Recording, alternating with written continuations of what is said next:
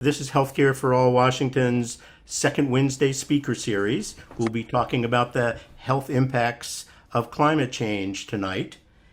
Chris Covert-Bowlds, a member of our board and activist in Washington chapter of Physicians for Social Responsibility, will be leading the program.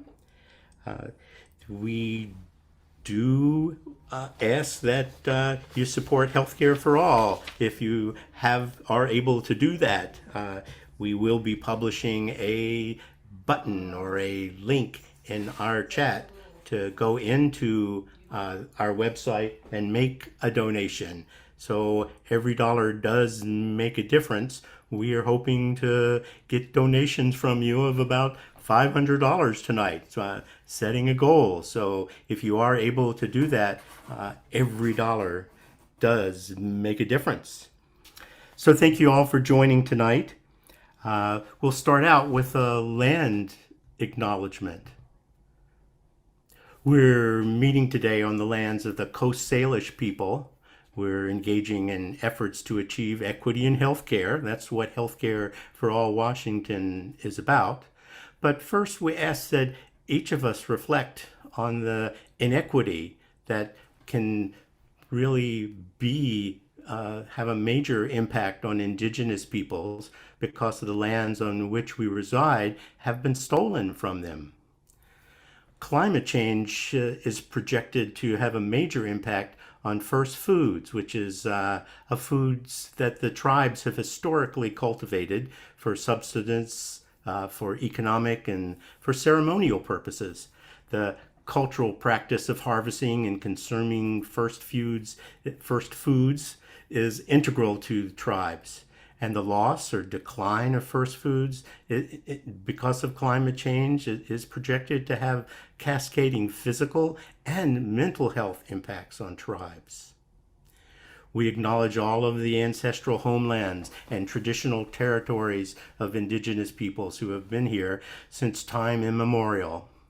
Our efforts to achieve equity in healthcare, the goals of Healthcare for All Washington, include universal coverage for Coast Salish peoples of this land, the land which touches the shared waters of all tribes and bands within the Duwamish, Puyallup, Suquamish, Tulalip, and Muckleshoot nations. So let's begin. I don't see our visitor yet, so we're going to start with Chris's program. So, Chris, if you can unmute yourself and start your video as well. I'd like to just share a few important facts about Chris. He's a family doctor at Kaiser Permanente in Northgate.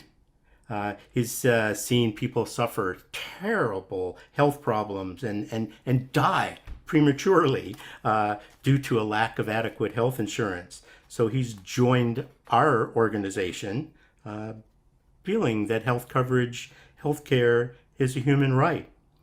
And he's also practiced in various public health settings. He's been in low-income group, providing care to low-income groups, and is in private practices. And he'll be sharing some of that commitment tonight. He's also a leader in the Climate Change Task Force for Washington Physicians for Social Responsibility. He was instrumental in passing the Clean Indoor Air Act that made the indoor spaces in our state smoke-free. So you can find him gathering voter signatures or speaking about the dangers of climate change in a lot of different places. We won't be solving the climate crisis tonight. However, we need to get started, and we need to continue to work on it in each in our own ways. Climate change is the biggest public health threat of the 21st century. There's never been a more important time to communicate about these health impacts. our Washington state legislators have spurred us to address these impacts, and even and Senator Annette Cleveland, who is the chair of the Senate Health and Long-Term Care Committee, called out her specific interest in these issues, and that's led to the presentation tonight. So thank you for joining us. Please watch your chat messages for information as we're going through. And why don't you take it away, Chris? Okay, thank you very much. Can you hear me okay? Yes. Great. And I'm just checking, I'm hearing a little sound there. There's a zoom bar that I'm seeing at the bottom. I don't know if you're seeing that little control bar. Is that showing up on the screen? Great. Okay, I'll get I started. think Well, people have to hover over the bottom of okay, their great. screens to see that. Super. Okay. Well, thanks very much. So I am talking about healthcare and the health impacts of climate change and what we can do here in Washington State. So I'm a family doctor right in Seattle, a member of St. Pat's Catholic Church in Seattle. I'm on the board of Physicians for Social Responsibility here in Washington, specifically on the Climate and Health Task Force, and have seen a lot of the health impacts myself. I think going back to when our son was just a young tyke and we had him out, went to Pennsylvania in the middle of the big dust season, and we spent several scary hours in a visitor center giving him albuterol nebulizer treatments when he was wheezing so badly. And they say when you can't breathe, nothing else matters. And though climate change has many impacts, I focus the most on impacts on people. So I think we know that there's lots of health impacts. Here's a short list. I think you can all read those.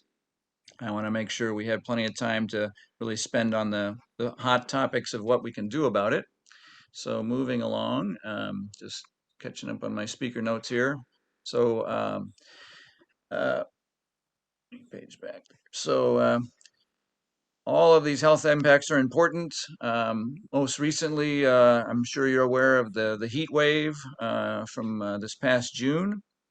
During that heat wave, we saw record temperatures, even exceeding average temperatures by more than 30 degrees and going past records of over 10 degrees above, uh, up to 110 degrees up in concrete. And, so all sorts of places were heavily affected that had not been so much in the past. And our state has not been so used to these extreme temperatures.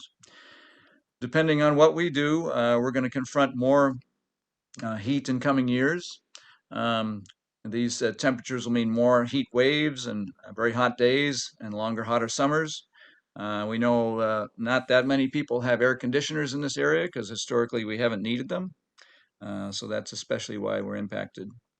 Um, with the recent heat wave, we know the heat impacts include simple things like heat rash and cramps, but all the way to potentially fatal heat stroke. This is slide shows you the spike in emergency department related visits relative to the heat. Um, and both on the left in 2019 and then the recent ones with a huge increase. Um, Initial analysis looks like hundreds of excess deaths, more than 400, far more than the official statistics indicated.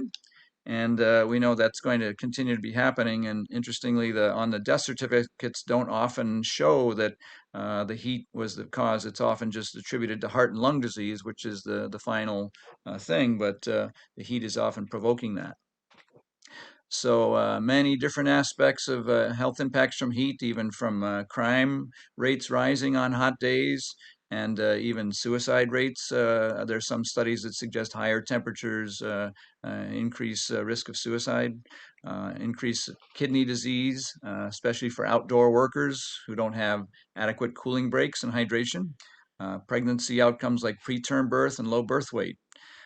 Heat increases food and water bacterial contamination, so severe diarrhea rises during hot weather and worsens children's academic performance. So it worsens our sleep, and sleep deprivation in turn is a big risk factor for heart attacks and strokes and even dementia and cancer over many years.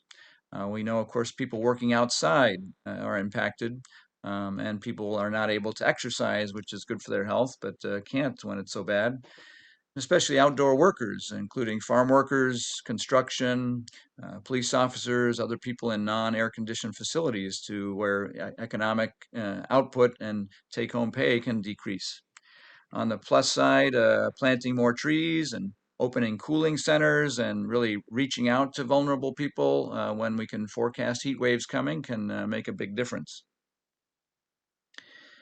In the initial thing, again, we had over 400 excess deaths, more than was initially thought. And so we expect that's going to continue to be an issue. So local ways to reduce these harms of heat, more trees. Plant trees yourself, support groups that do. Um, Energy efficient appliances produce less heat. Building community. So knowing your friends and neighbors and family members and kind of knowing who's at risk for them and taking our steps ourselves at the local level to connect with people and offer help. Rooftop gardens in places that can handle that, and the new concept of cool roofs, so light colored roofs that reflect the heat and light. And then again, cooling centers. One big criticism of the recent heat wave is that even though we knew the heat was coming, there were some efforts, but not nearly enough to plan for these heat waves and do a really much more of a proactive outreach to people at highest risk, and also strengthening laws for outdoor workers to be able to get their cooling breaks. Wildfires, of course, we're familiar with those. Um, for a while in September 2020, we had the worst air quality in the entire world. Um, many homes and lives affected. Um, and air quality was the worst in the state. So when you can taste the air, you know it's really bad. And we know that there's effective ways to reduce this as well. Um, the short term looks like 92 deaths, but longer term, maybe more than 1,000 deaths over a year from these wildfires. One patient came in to see me. He had ended up had shortness of breath with no obvious immediate cause, no history, and ended up doing a CAT scan which showed many blood clots in his lungs, which could easily have been fatal. And looking back, his only risk factor was breathing a lot of wildfire smoke a week or two before. So I did some little research, and sure enough, wildfire smoke can cause blood clots, not just the typical things you would expect bothering people's lungs, but even heart attacks. So a lot of the less obvious things, especially from the PM 25, little tiny particles that reach deep inside the airways and inside the lungs and get absorbed into the blood circulation. We also know low birth weight and premature births rise. And of course, asthma attacks is obvious, and people with lung disease are going to be heavily affected, but even kidney problems increase. So these warming temperatures are causing the drier summers, and then pests like pine bark beetles are then going after the trees and having an easier time, and the trees are suffering. We're going to be having longer summers and more fires.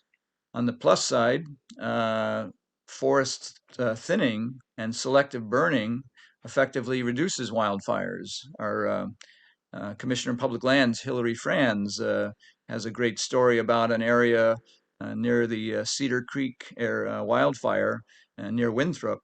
There was one area right next to another area, one area that had the full treatment of thinning and selective burns in the off season. And when a fire swept through that area, the area that had had the full treatment had much less damage than the area that had not been treated. We know tribes have been doing these careful fire prevention with small fires to prevent the major fires for centuries. And so a lot of the tribes are now getting back into that, and with a lot of cooperation. Algae blooms have a huge impact. There's many ways that most people have heard of paralytic shellfish poisoning, also known as red tide. It's a nerve toxin that paralyzes people, but there are many other ones, including ones that make people lose their memory. Amnesic shellfish poisoning, I hadn't heard of that. Diarrhea, more common things from shellfish with these algae blooms. So and then that in turn has a huge impact on our shellfish and economy. So a big impact. And then with the climate change, we see ocean sea level rise, and so the tribes are having to move to higher ground out at La Push and down by Grays Harbor. The tribes are already having to relocate. Um, so we have sort of our own climate refugees here in the state, including we have many people who've moved here from California already to escape the California fires. So I have a number of patients that I see who are climate refugees already, and we know that's going to increase. Um, Basically, besides the warming, we see the wet areas get wetter and dry areas get drier. So more flooding. I think everyone's aware of that. Um, it's just worse than it's been in a long time. So one specific story of a gentleman in Whatcom County having to drive to his work at a dairy farm, flooded road, but didn't have a good option and got swept off the road. Had his phone, called his family. He was kind of holding on for hours, and they were trying to get some help to him, and all the help was overwhelmed. So he ended up drowning overnight. So, we have many hundreds and hundreds of people, but sometimes a single story has as much impact. So emotional impact is important. So that climate despair is making people depressed and anxious, eco-anxiety, and um, so a lot of us have felt that. And I think one of our big jobs is to keep hope alive. We know it's a serious issue, but we have to be in the hope business. And if people get too turned off, they just kind of give up and stop doing things. So that's a big part of our those of us who are trying to tackle this is to really keep hope alive, because there are great reasons for hope. But we know that even pull that up. Even people having children. I've talked to one gentleman in one of our climate groups who is his daughter is not having any children. He's not going to have any grandchildren because so many people just feel they don't want to bring children into the world. So that's one of the most heartbreaking stories that I know. But there are plenty of reasons for hope and action. All of these effects, and I'll go through these. Um, so the technology is getting better. The batteries and electrical vehicles are getting better and better. Um, Huge improvements in just the last few years. Um, and even better, there's a lot of work on being able to what to do with these batteries after their useful life. Working on also less polluting fuels for airplanes, and working on electric ferries here in Washington State. We know a lot of the economic aspect is improving. So the cost of solar energy has decreased over 99% drop just since 1976. So it's many places solar energy is now cheaper than fossil electricity. They call it the cheapest energy the world has ever seen. And policies are improving. So the UK was a pioneer in bold commitments. Theresa May committing to net zero UK. Um, and Washington State passed our clean fuel standard the last session.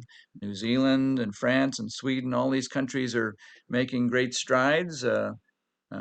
It's time, and I think we're finally turning things around. So here in the U.S., we were behind the ball for a long time. Now, with a change of administration, at least they're talking, and if we can pass, ideally, this Build Back Better bill, that'll be great. There's some tough opposition, but even the the United Mine Workers, the coal workers, they've decided that instead of just fighting harder to keep coal going, they're going to accept just looking for job retraining and getting into other things. I think they've seen the writing on the wall. So again, policy maturing, a lot of local initiatives. Here's some headlines about Glasgow and Edinburgh becoming the world's first net zero cities. New York and Quebec and Bristol and Montpellier in France. But again, Washington State County, that's Whatcom County, was the first in the US to ban new fossil fuel infrastructure. So we're seeing a lot of local action, especially in the last few years. Here in Washington State, I should add, the fossil fuel companies wanted to open, I believe it was 6 new fossil fuel export terminals, gas and coal and the fracked oil. And with a lot of activism, we've stopped them all. The tribes have been a huge player in that. So in Whatcom County, the Lummi tribe led the way in saying, we have our treaty rights, and you can't just increase your fossil fuel exports. It's going to wipe out our fishing grounds. And so the tribes and activists have stepped up in a lot of places around the world. Seeing young people stepping up to lead the way has been a really a huge boost, I think, to a lot of us. And public opinion is shifting. So the Yale and George Mason have this study. They kind of divide out all the opinions into kind of 6 main sort of categories, and you can see alarmed, concerned, cautious, disengaged, doubtful, and dismissive. I think people still overestimate the folks who just say the climate change is not happening, or well, it's happening but we can't do anything about it. So we see that, especially, and this is an old study from 2020, when it's just become so obvious to so many people, it's harder to ignore it or dismiss it. Even Fox News, they had 70% of voters surveyed by Fox News supported increased government spending on green and renewable energy. So that's a huge improvement. And historically, we know culture change is impossible. So here's some old posters from World War II where, we really, when we want to step up and work together, we can do amazing things. So like on the poster on the right says, don't keep more servants than you really need. Thought we need a little humor in here. That to me was a shocking example of how not that long ago things were so different in this country, and things have come such a ways. So that was a kind of a shocking poster to see. But the results are, we're seeing more and more of the renewable energy around the world. So hydro is always there. We know hydro has its own problems with fish populations, and I think we're taking dams down in a very responsible way. But wind and solar are a huge increase, and we know tidal energy has a good promise as well. We know the car manufacturers are finally getting on board. They realize they can make money making electric cars too. So they're all over the place. And just recently, since the slide, GM and VW both stepped up with, I think, a total of $180 billion in commitments to shift over completely to electric vehicles. So we know there's all these health benefits of helping the climate. So all of these things are interconnected. Um, so if we eat healthier, less meat, we're healthier. We know meat production has a huge impact on the climate with the methane production. And so all of these factors you can see. So basically, the short version is, it is us. Climate change is us. It's real. It's bad. Experts agree, but there is hope. So we know that, and in WPSR, we say action is the antidote to despair. So what can we do? So locally, I think, we can all do our part. None of us can do everything, but we can all do something. So from the personal, where we do less of certain things, like you can see internal combustion engines, uh, via flying, unless till they get electric planes. I think that's something we have to do, more selectively. Eating meat, long distance buying with all the shipping, fossil fuel use. Look at household fossil fuel use. Um, Lowering the thermostat, using less plastic. And on the flip side, doing more walking, busing, biking, or electric vehicles, planting trees. You can see it. Local plant-based diet, farmers markets, all these things, insulating, energy efficient homes, solar or heat pumps, efficient appliances and lights, and just building communities. So we're not having to spend so much and acquire so much and generate so much fossil fuels. And then um, I can't see so there's a lot of ways we can get involved, and I'd say most importantly, joining and others in advocating for really the big picture solutions. So just a little advertisement. Several of us doctors are going to be bicycling to Olympia January 28th with a climate prescription, urging the Governor Inslee and the legislators to really step up in the climate action with some public information campaign to really inform people what's at stake, and to decarbonize or switch buildings from new buildings from gas heat and gas cooking to electricity, because the indoor um, gas stoves, just in preparing for this talk, read that they significantly increase risk, adults and children's risk of lung symptoms, breathing symptoms, wheezing. So now every time I light up our gas stove, I have a little heartburn about it, and I turn on the fan, and even if it's not creating steam or smoke, I just want to drive away that fossil fuel fumes as best I can, but then it just goes outside. So ultimately, converting from indoor fossil fuel use in the homes and businesses to electricity. In strengthening the Growth Management Act, supporting low-income communities, and uh, reducing social and health inequities. I think that's all important. So I'll post the link here in the chat when we get done. That this is a climate prescription we're actually asking health workers to sign. Anyone can, but it's from health workers to the governor and legislators. So we'll post that for you. So here in Washington, we passed the Clean Fuel Standard, which should dramatically improve our uh, our carbon emissions.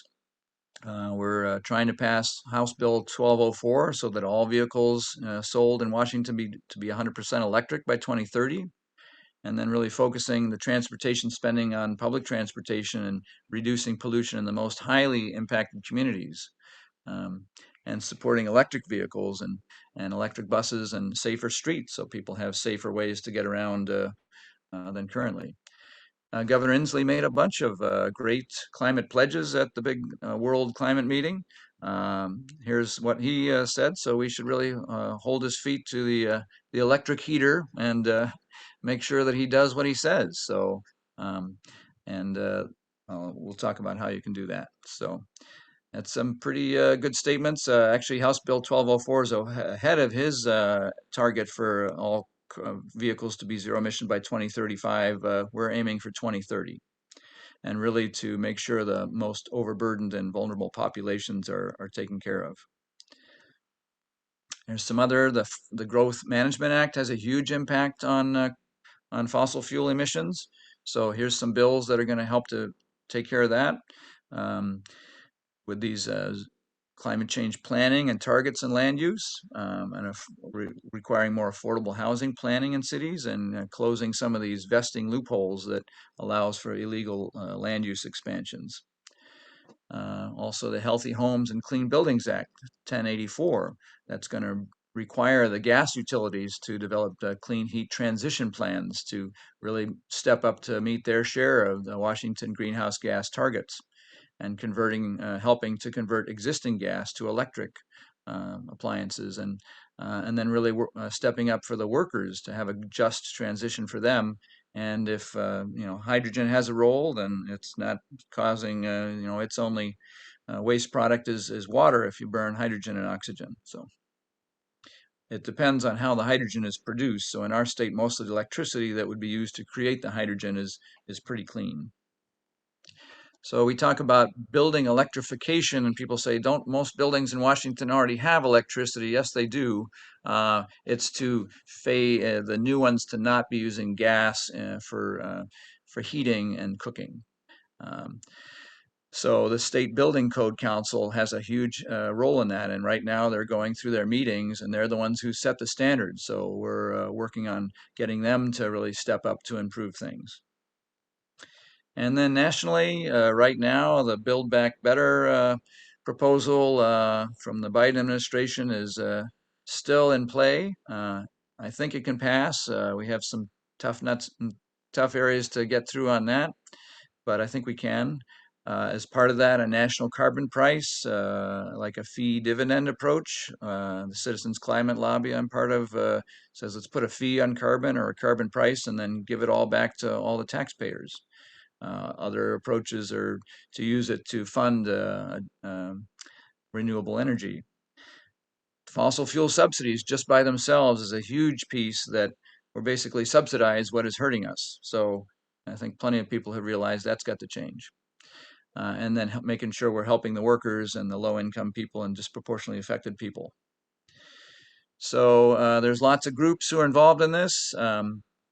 So I'm part of a couple of them. PSR. We have email. You don't have to be a physician to be part of it or a healthcare provider. We send out email alerts, and often very helpful to just say call or click here, or click this button to send an email message to your senator or representative. Here's a bill we need to pass. And now with the legislature working remotely, we can even testify and sign in favor or support of different bills without having to go all the way to Olympia. But all these groups are great. Earth Ministry is a group that rallies all the people of faith to help stand up for climate. And there's the Washington legislature number on how to get in touch with your legislators directly. A lot of people are intimidated, but if you just call that 1-800 number, you don't have to know who your people are. You just tell them your address, they look them up, and they'll send you you just tell them what your message is, they'll type it up for you and email it to them. You can send it to all my people all at once, and if you just say step up for the climate, do right by the climate, you can keep it that vague. If you have a bill number, that's always better. Um, so I'd encourage people to just look at what they can do. leg.wa.gov is the legislator website, and you can look up all your legislators and key in on the bills. You can ask to get updates on all these bills, and all these groups up above will send you all these updates so you don't have to do all the work. So I like to subscribe to some of their emails, listservs, and they can just tell you what's coming up and when your voice will be especially helpful. So say thank you and thank your mother, Mother Earth. Thank you, Chris, and thank Mother Earth. So, thanks for identifying a lot of those details on the health impacts and all that information on what we could do, both on a national and a state, and there are even, council or county and city issues that we can all step up for. So thanks for bringing that up to our attention. If you have questions for Chris, we're going to be gathering those questions over the next 5 minutes or so. Add your questions to the chat. And if you, we have a couple of volunteers from Healthcare for All that'll be gathering those and reviewing those. Remember, there also is a website for Healthcare for All that we've entered into the chat. And I think, Chris, you're going to enter a couple of websites that you were talking about. Yep. So you can find that information in the chat. Your donations are quite welcome. Every dollar helps. And so please look for those messages in the chat. Take a minute or two to go to our website and make a donation if you can. As we had talked earlier about adding information on our website. If you want to receive alerts and reminders from us, go into healthcareforallwa.org, Healthcare for All Washington, all one word except abbreviating Washington as WA, and making a donation there does make a difference. So Chris and I are going to bow off for a minute, and Peter Lucas, I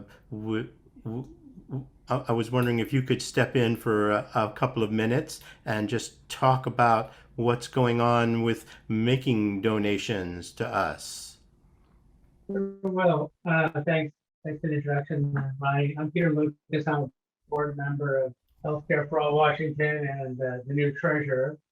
So this is a relevant pitch I'm going to make. Our organization has chalked up many successes over the past two legislative sessions. But I'd like to stress a really important thing we've done. We were the driving force behind the Universal Healthcare Work Group and had 7 of our members in that group. And their work led to the creation of the Universal Healthcare Commission that is now tasked with creating a system to provide healthcare to all Washington residents. And they've had 2 sessions so far and will continue to meet and hopefully lead to a universal healthcare system by 2026. And we were instrumental in filling 5 out of 6 public seats on this commission, including the chair, and have a relationship with the 6th. Now, this commission could craft a universal single-payer system based on our bill, which is called the Washington Health Security Trust, which has been kicking around for quite a while. But they could recommend that our plan be implemented. And we believe that universal health care is critical to equitably treating Washington citizens whose physical or mental health is negatively impacted by climate change and any other thing. And by covering everyone, the most impacted groups, such as minority and low-income citizens, would get the care they need. So in order to maintain our momentum, it's vitally important that we grow our membership, educate the public, and mobilize our supporters to spread the word to their family, friends, and most importantly, we can achieve these goals through social media, monthly webinars, like the one tonight, meetings with civic groups, and by hosting other events. Eventually, we plan to get out more from behind our laptops and smartphones and meet with people in person. So let's hope that can happen soon. In addition, we have a paid employee, other fixed costs, and we have a lobbyist who works very closely with us, a very effective person. And these activities and obligations naturally all require funds, which is why we are asking you to donate tonight. And our goal tonight is $500. And the way you can make a donation is to go to our website and click on the donate button, or to go in the chat, and there's some links there. And you can make a one-time donation, but we would especially appreciate it if you can make it a monthly recurring donation.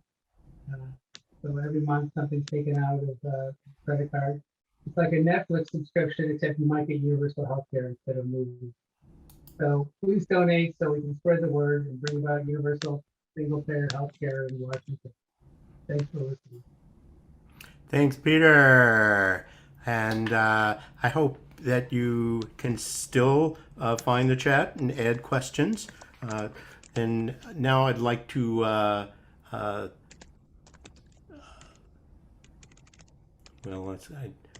let's say pull Peter off and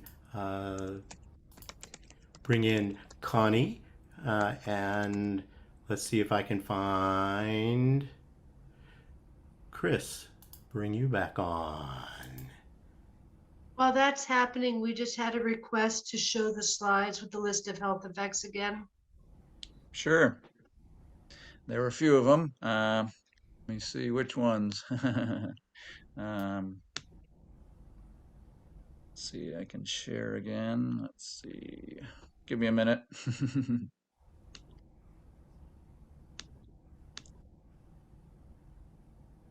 It'll take me a minute.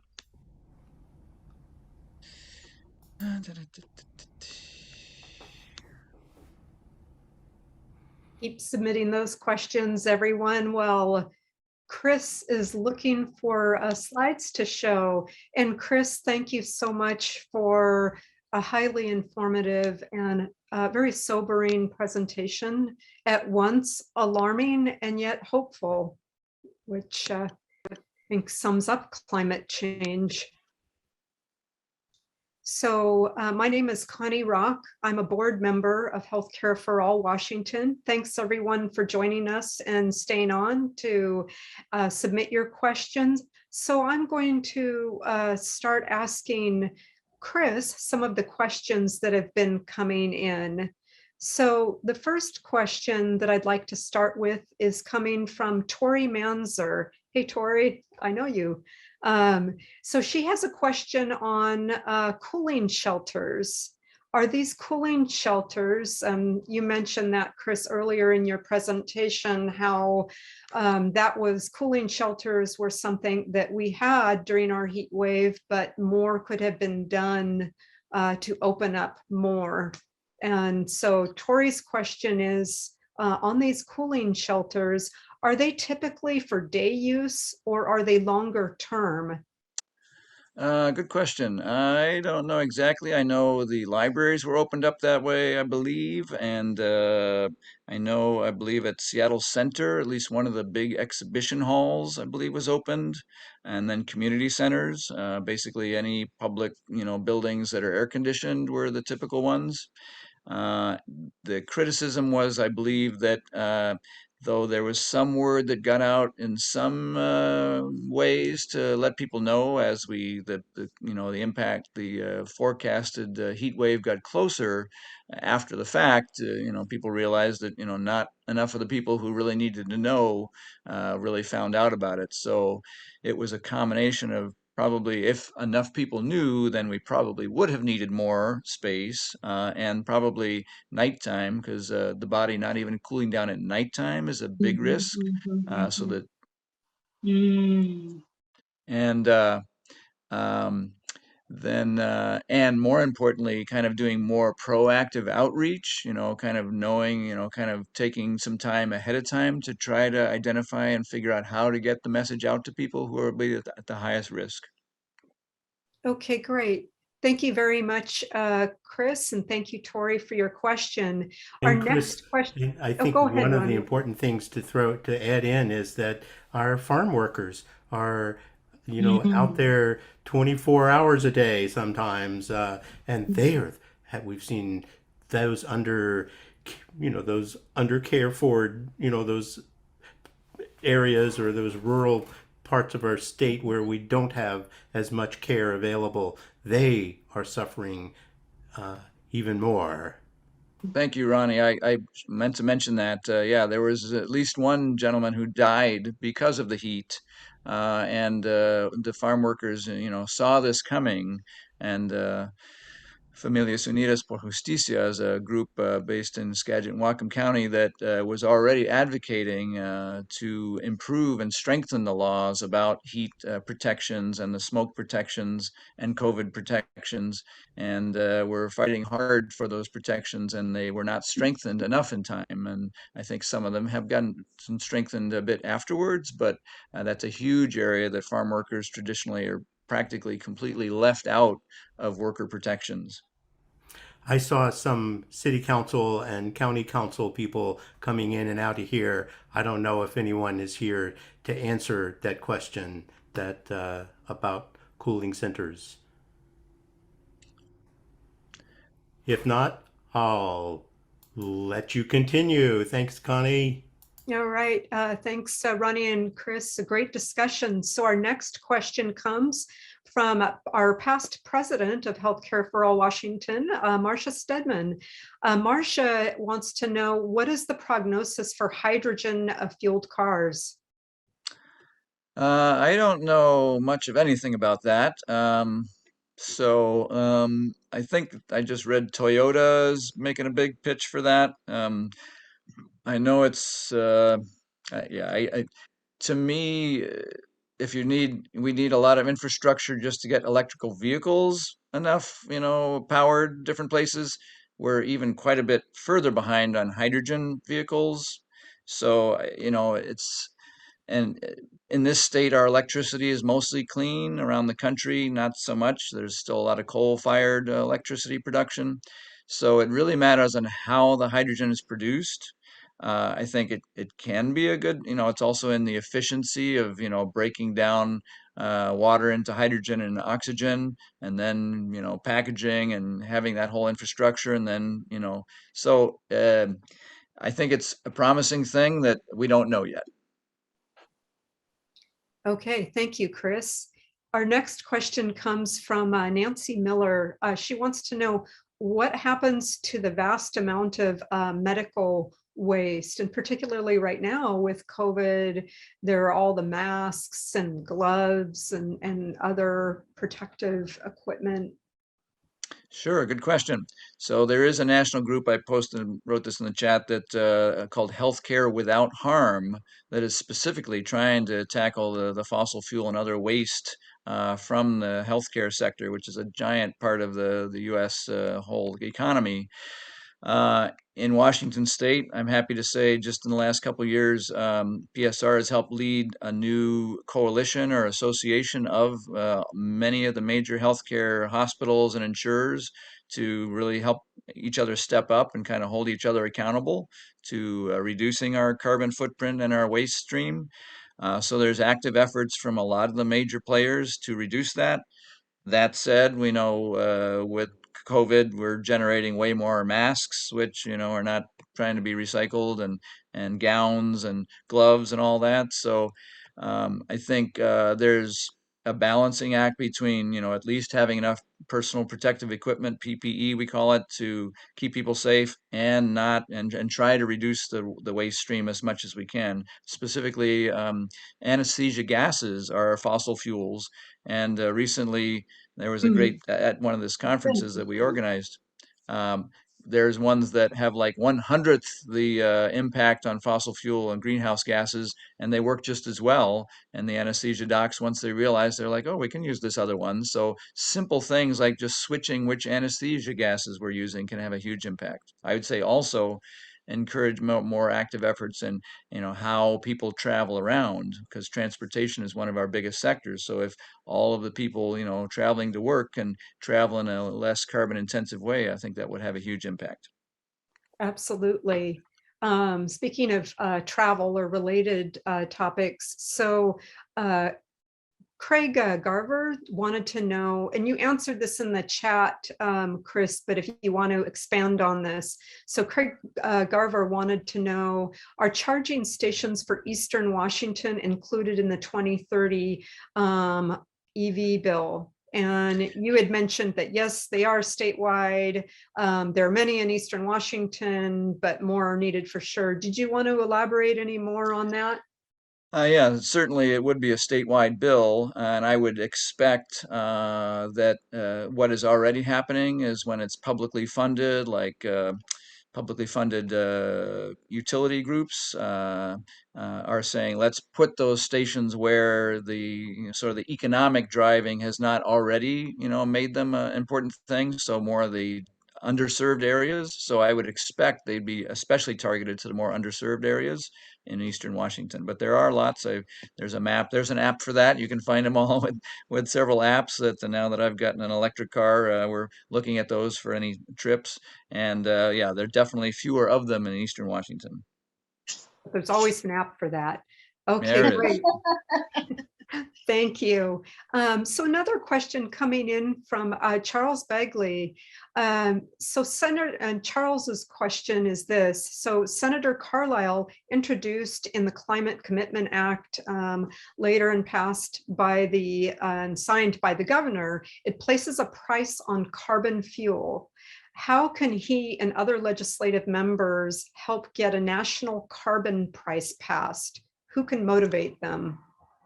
I'd say it's the voters and people standing up and saying, well, this needs to happen. And, people are dying for it already. I mean, we're having a huge impact. The climate change is already killing us. So, and Washington State in many areas has led the country. So, as Washington leads, other states will often follow. California, Oregon, and Washington are often on the cutting edge of that. So I think that, and making sure what that the balance of people of the votes in the U.S. Senate and the U.S. House are the ones in favor of it. On the other hand, we all breathe and we're all in the same climate. So there are many, people in both parties who are supportive, and of course, a lot of socialists too, so that it doesn't have to be a partisan thing.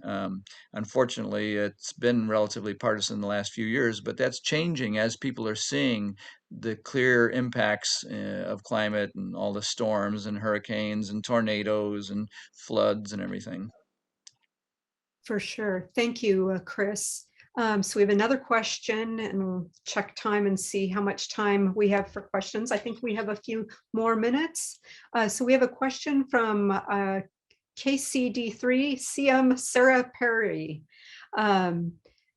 So as the newest King County Council member, I would love to meet to hear how I might support these efforts in King County. Are you open to a meeting?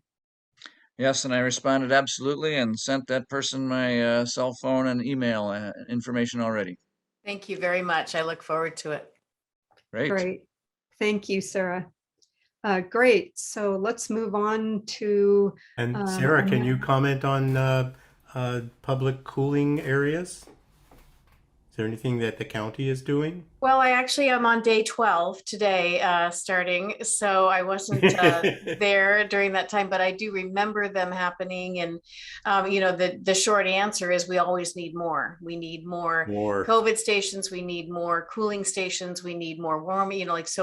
So mapping this and having, as Chris was saying, it really is up to the public. It's about getting this information out there and having the public energy and awareness and the public will. We are very powerful and there's so much we can do. We just have to have that public will. So having organized efforts like this is great. Thank you, Sarah.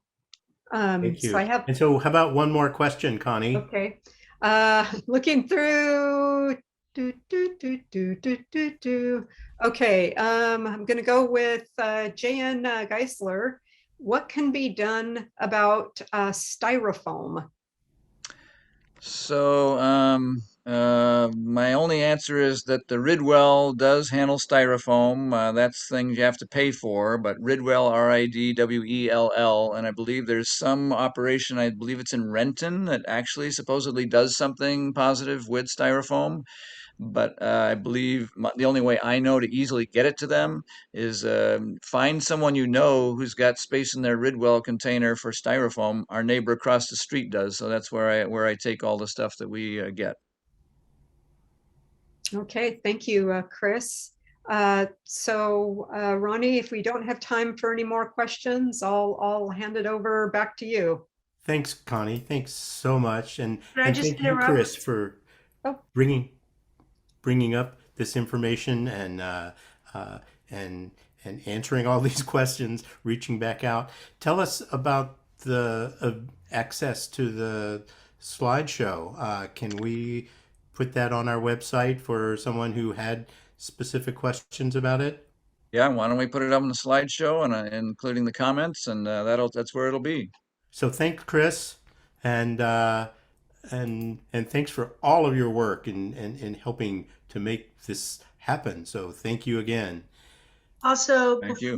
before people leave, the e-bulletin will be getting to the questions that we didn't have a chance to answer. So great. So Consuela is saying that we can add that to the e-bulletin. And Chris, if you could stop your screen sharing for a farewell message. Thank you all for joining us tonight. The website for a donation is still available. Thank you for any contributions that you can make. And thanks to the volunteers, to Connie Rock from our board, Peter Lucas from our board for sharing that, from our volunteers, Consuelo and Echeverria, and from Rich Legou and Ron Lovell. Thank you all for helping to make this happen. And most importantly, thank each of you for joining us tonight.